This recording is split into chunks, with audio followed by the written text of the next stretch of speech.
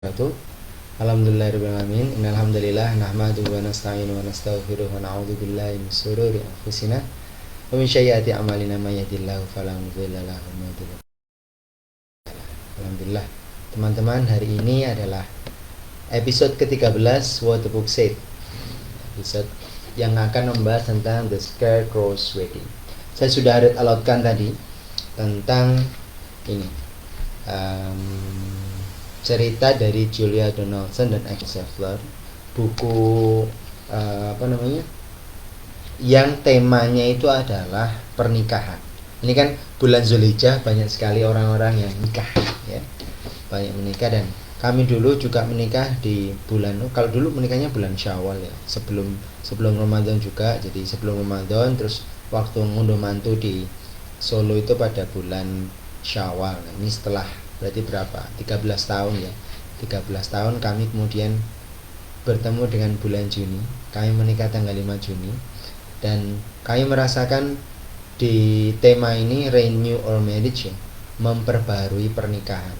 Saya ngerasa ketika si Harry O'Hay ini mengatakan, "Oh Betty, my own future wife," gitu. Masa depanku, istri masa depanku. Saya ingat lagunya Yovie Nuno itu, yang dulu di awal-awal pernikahan diperkenalkan oleh istri saya.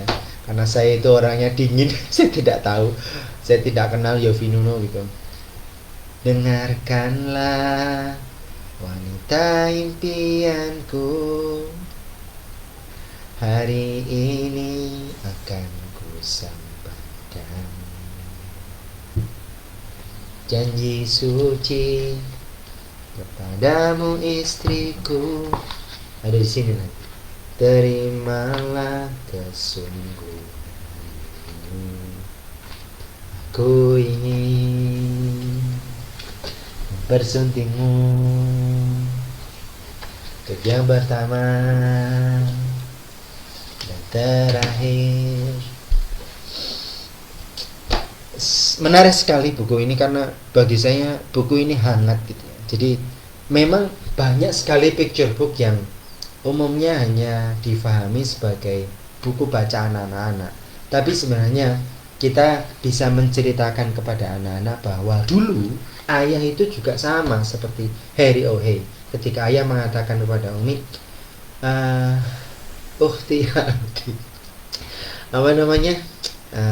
Wiwit gitu ya, saya ingin menikah denganmu.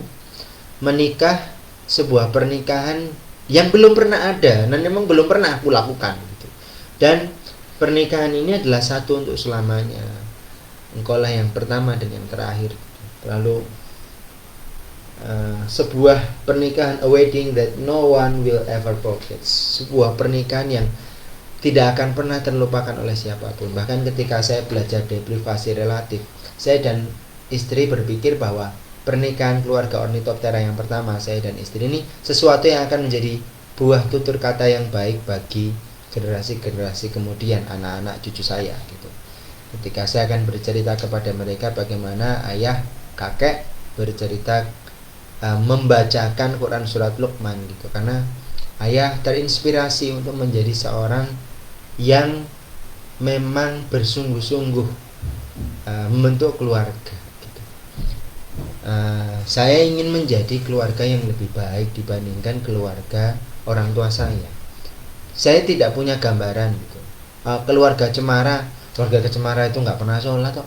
Saya nggak jadikan itu sebagai model. Sebab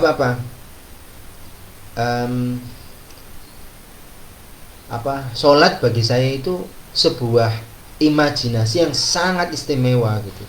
Bahkan pernah ya, ketika saya belum sekolah aja, saya itu hilang gitu dari rumah subuh-subuh itu, di waktu subuh, malah sebelum subuh. Saya lupa jam berapa, tapi intinya ada orang yang saya itu rajin sholat ya waktu kecil itu, karena bapak saya juga sering ke masjid. Jadi bapak saya ke masjid, saya juga ikut-ikutan ke masjid, sering gitu sholat. Sampai tetangga saya bilang, sholat cuma zuhur, asar, maghrib, isya. Kalau belum subuhan di masjid itu ya belum sholat namanya. Saya sampai nggak bisa tidur waktu kecil itu ya. Akhirnya saya subuh itu hilang. Bapak saya sama ibu saya itu bingung nyariin. Saya itu lagi di masjid, di gerbang, saya tidur. Tidur setengah sadar gitu ya. Saya tahu ada orang yang lari-lari, tapi saya nggak tahu bahwa mereka itu mencari saya gitu. Nah, bagi saya sholat itu punya imajinasi yang sangat istimewa, dan saya tidak mendapatkan imajinasi ini dalam kehidupan berkeluarga di keluarga atau di buku-buku yang saya baca.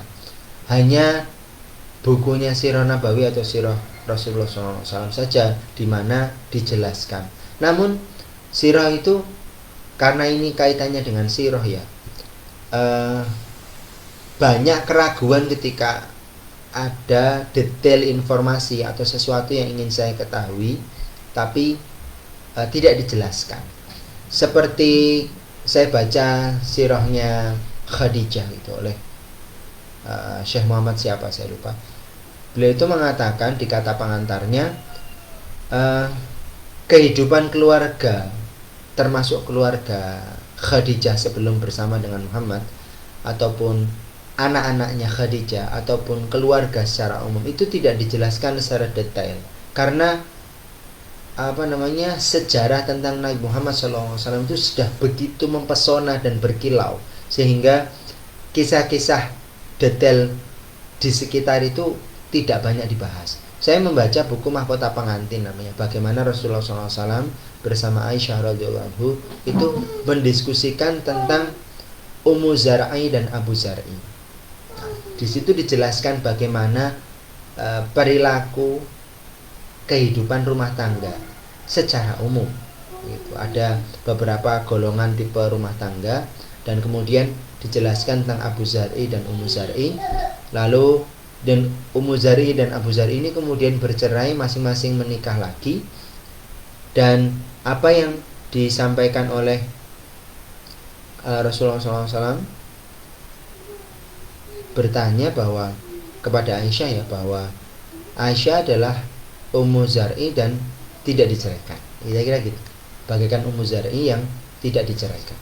Jadi detail informasi tentang ini baru perumah tangganya Aisyah dengan radhiyallahu anha dengan Nabi Muhammad SAW. Bagaimana dengan kisahnya rumah tangga Rasulullah SAW dan istri-istri beliau yang lain? Tidak detail gitu. Kemudian banyak sekali informasi yang tidak ada. Nah, bagaimana saya mendapatkan sebuah imajinasi untuk membangun keluarga saya? Ya, saya mencari hikmah dari manapun yang intinya relevan dengan apa yang saya dapatkan atau apa yang saya yakini.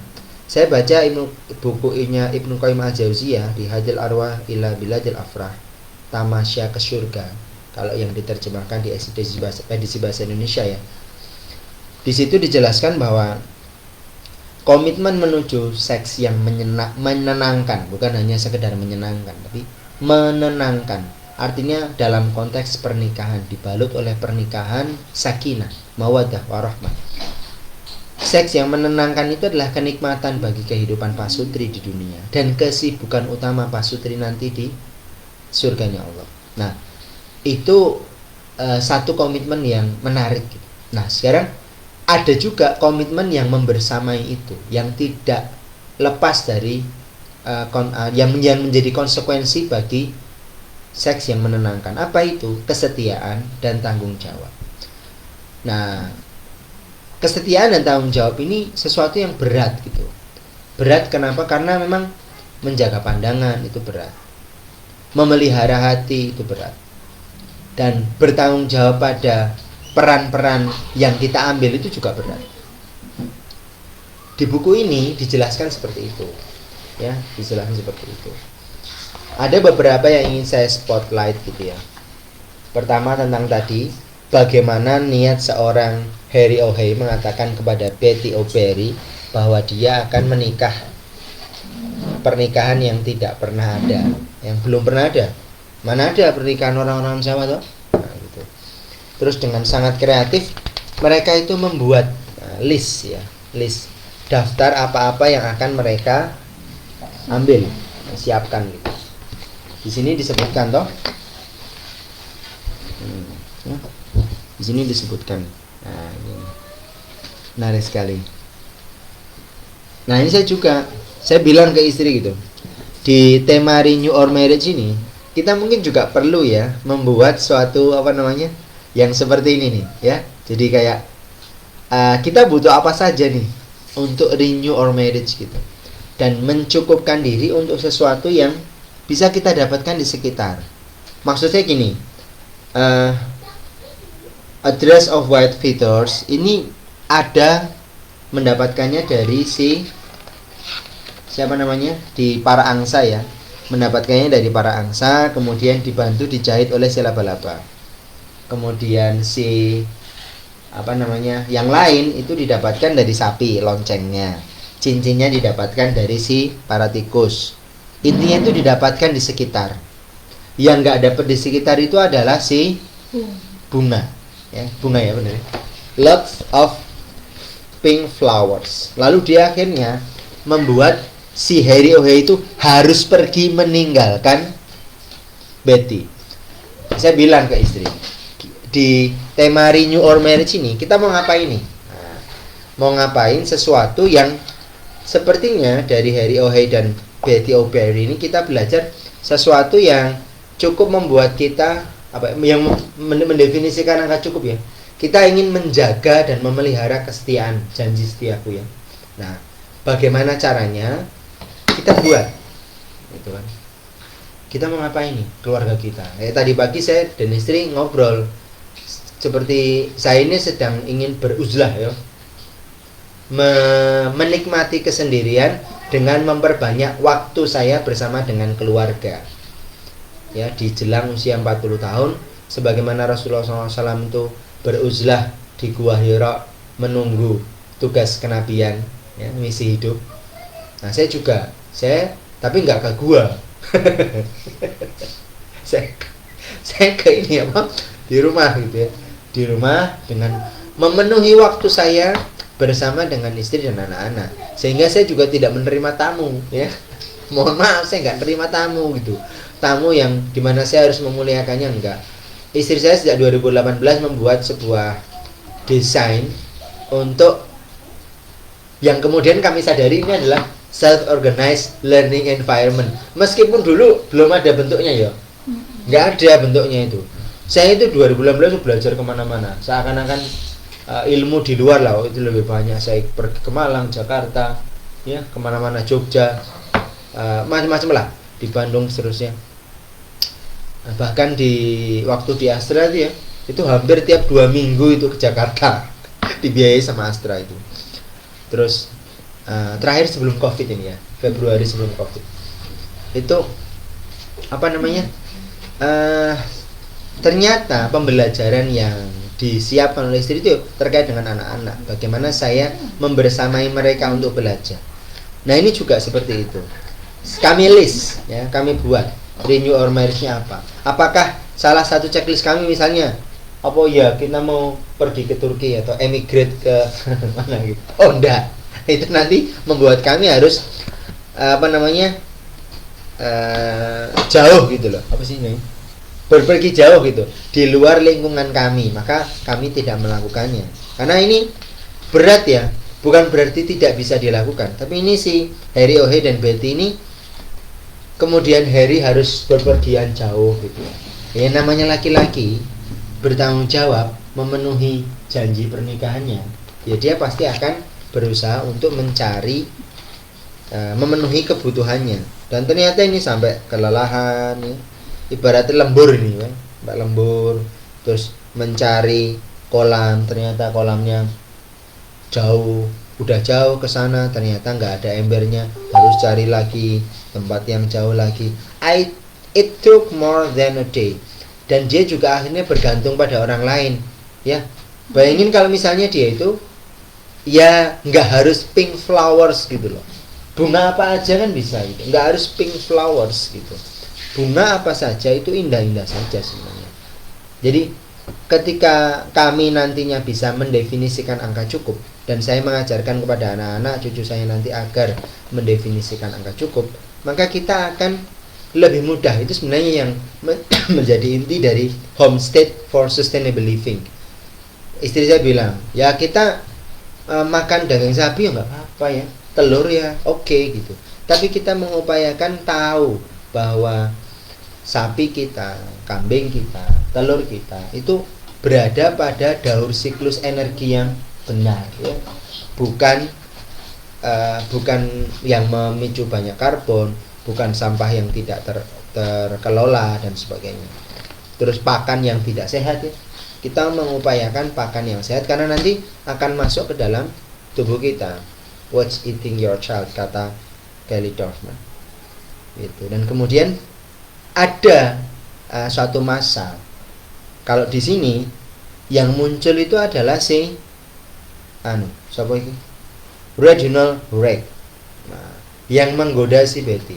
Tapi mungkin juga di masa depan itu, kalau konteksnya adalah pernikahan secara umum, intinya ada orang ketiga yang mungkin akan hadir.